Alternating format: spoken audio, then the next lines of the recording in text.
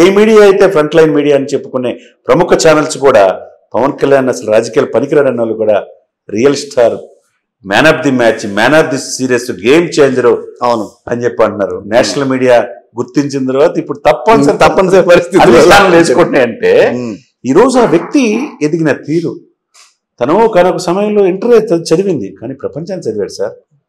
ఈ ప్రపంచం తన హెరాస్మెంట్, మహిళల పట్ల ఈ దురాగతలు ఇవన్నీ చూశాడు. చూసిన తర్వాత వద్దు నాకు నక్సల్స్ వెళ్ళిపోదాం అనుకున్నాడంటే అతను ఆనంద్ సాయి. అవును, గతంలో కూడా మనం డిస్కషన్ చేసుకున్నాం. ఆనంద్ సాయి ఇప్పుడు ఎక్కడ యాదాద్రికి రూపశిల్పి అయ్యాడు. అవును, ఇప్పుడు ఇతను ఎక్కడయ్యాడు దేశ స్థాయిలో. అప్పుడు తన ఈ పరిస్థితి నాకు వద్దని చెప్పి వాళ్ళ అన్న ఫెస్టివల్ లైసెన్స్ ఫెస్టివల్ కూడా కాల్చుకునే సందర్భం సార్ ఒక టైంలో. అది చూసి సురేఖమ్మ తన బిడ్డలాగా చూసుకుంది. ఈ రోజు అందుకనే నిన్న అంత ఆప్యాయంగా చూసుకున్నది. తర్వాత చెల్లెళ్ళు, అవును అక్కలు ఆశీర్వాదించారు వాళ్ళకి. ఆ తర్వాత అక్కడ తీసుకెళ్లి హారతితో ఆశీర్వదించారు. తర్వాత కుమారుడిని పక్కన పెట్టుకున్నారు. ఆ కుమారుడిని చూశారు 6 మించి పడుకున్నాడు. అంటే చూడండి వినయ విధేయతలు, అది మెగాస్టార్కే చెల్లింది. మీరు అన్నట్టు మెగా ఫ్యామిలీ నిన్న ఈ కుటుంబ వ్యవస్థకు ఒక నిదర్శనం, ఒక జీవం పోసినట్టు. చాలా మంది కరోనా టైంలో తల్లిదండ్రులు ఎక్కడుంటే ఉద్యోగుల కోసం అమెరికా వెళ్ళిపోయి చావు బతుకుల్లో ఉంటే మనం ఏం చేయలేం, నేను రాలేనులే అని చెప్పేసి వాట్సాప్ కాల్లో చూపించిందని చెప్పి శవాన్ని చూపించి దానం చేయమన్నారు సార్. ఎందుకు సార్ ఇది? అటువంటి కుటుంబాల మధ్య ఎన్ని అవరోధాలు ఎదుర్కొన్నా ఆ మెగాస్టార్ గారు 4.5 దశాబ్దాల్లో మెగాస్టారే. ఆయన్ని పిలిచి అవమానించిన తీరు జగన్మోహన్ రెడ్డి గారికి ఈరోజు ఏం చెప్తారు, ఏం సమాధానం చెప్తారు?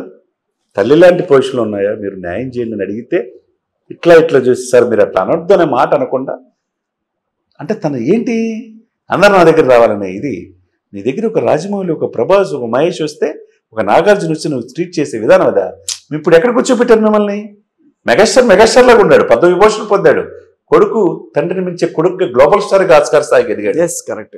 చూస్తే తమ్ముడు ఎక్కడికో మోడీ పక్కన. నిన్న కొంతమంది చెప్పారు కూడా, ఒక గ్లోబల్ స్టార్ పవన్ కళ్యాణ్ గారికి అంత సాష్టాంగ నమస్కారం చేయటం అంటే ఆయన అంత దగ్గరగా చూడటము, దగ్గరగా ఆయనకి తీసుకెళ్ళి అసలు వంగిపోయి ఆయనకి ఇవ్వటము, ఇవన్నీ ఏంటి అసలు? అంటే అక్కడ ఇవన్నీ చూడాలి ఎవరు కూడా, మనం బయట కనుక్కోవడానికి కనిపిస్తాయి కానీ అక్కడ అతను సొంత బాబాయ్ అక్కడ రాంగాలు చూసారు ఆ సన్నివేశం. గులాబీలతో స్వాగతం పలికారు.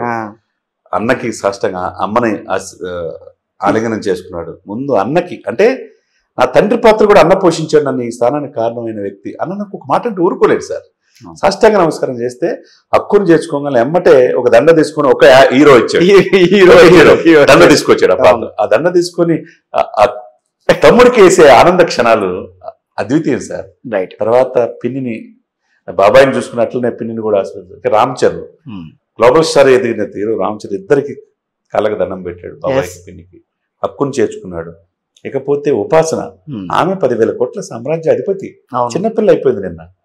అంటే అన్ని కూడా అందరూ కూడా ఒక ఎమోషన్. వెనక సాయి ధర్మతేజ్ విజిలేస్తున్నాడు, ఆనందపడుతున్నాడు కొడుకు అఖిరానందన్. వీళ్ళందరిని చూస్తే ఏమనిపించింది సరిగా, ఇంత కుటుంబం పెట్టుకొని ఆయన్ని అనరాని మాటలని అన్న ఈ దుర్మార్గులు ఏమైపోవాలి సార్? ఇక్కడ ఎక్కడ పెట్టుకుంటారు సార్? ఇప్పుడు ప్రజల్లో తిరిగితే రాళ్ళు తీసుకుని కొట్టేటట్టున్నారు వీళ్ళని.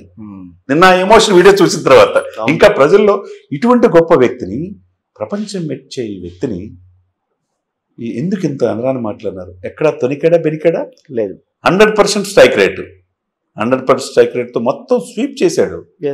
21కి 21, 2కు 2 వచ్చినట్లు బాలశౌరి సెంట్రల్ మినిస్టర్ అవుతున్నాడు. ఈ 21లో 4-5 ఎమ్మెల్యేలు అవుతున్నారు. ఈయన డిప్యూటీ సీఎం, అదే మంత్రులు అవుతున్నారు.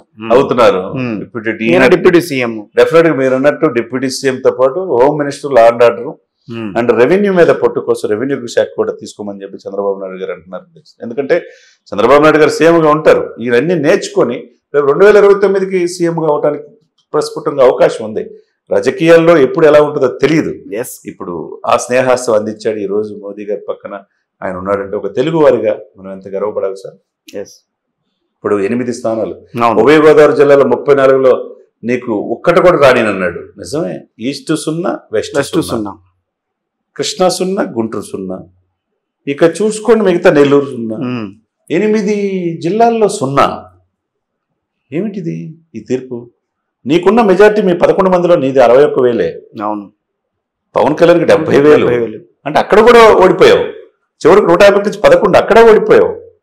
ఇక ఏం సాధించావు? ఈ 11లో కూడా 2,000, 5,000, 10,000 సార్.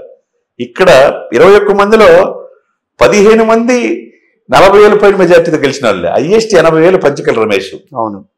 అంటే ఎంత ప్రజలు తీర్పిచ్చారు. కానీ ఒక జర్నలిస్ట్ గా అడుగుతున్నాను, కొంత దీంట్లో ఈ కాన్స్పిరసీ కూడా కనిపిస్తోందని అంటున్నారు సార్. ఇంత ఒక్కసారిగా ఈ ఈ వేళల్లో మెజార్టీలు రావడం ఏంటి అనేది నిన్న కూడా కొంత వైఎస్ఆర్ కాంగ్రెస్ పార్టీకి సంబంధించి కొంతమంది మాట్లాడుతున్నారు. కరెక్టే. ఏంటి దాంట్లో అంత మేయర్ రవీంద్రనాథ్ రెడ్డి, మాజీ మేయర్ మాట్లాడుతున్నారు, ఇంకొకరు ఎవరు మాట్లాడుతున్నారు. అవును. సరే 151 సీట్లు వచ్చిన 2019 కూడా అదే జరిగిందా? అదే జరిగింది అనుకోవాలిగా. ఈవీఎంలు ట్రాప్ చేస్తే జరిగినాయా? లేదు. అప్పుడు ఈవీఎంలతో కదా ఎలక్షన్ జరిగింది. మరి అప్పుడు ఏం మాట్లాడలేదు. ఏంటంటే ఇప్పుడు మనం మామూలుగా అనకూడదు, కానీ నేను కుంటోడు, నేను లెగిస్తే మనిషిని కదట. వాళ్ళు ఎగవలేడు, మనిషి కాలేడు, అది వేరే విషయం అనుకోండి. ఆవేశం ఎక్కువ ఉంటుంది. అట్లా ఓడిపోయిన తర్వాత ఏదో ఒకటి ఏమి లేదు.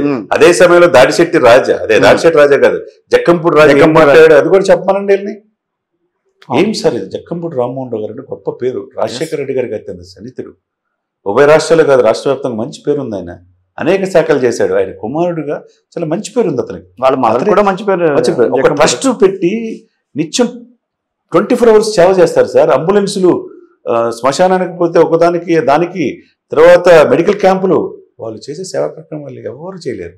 కానీ ప్రజలు నన్ను తిరస్కరించారంటే కారణం ఏంటన్నది ఆలోచిస్తే ఇది అని చెప్పాడు.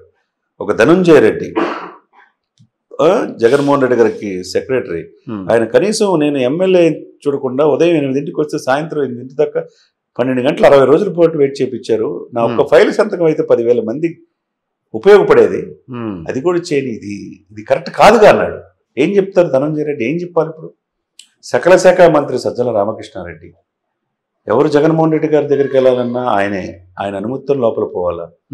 డీజీపీలు, పోలీసు వ్యవస్థ అంతా కూడా ఎవరిని ఎస్పీలు వేయాలన్నా, ఏఎస్పీలు వేయాలన్నా ఆయన ఫైల్ తీసుకెళ్తే ఈయన టిక్కు పెడితే వేయాలి సజ్జల రామకృష్ణారెడ్డి గారు.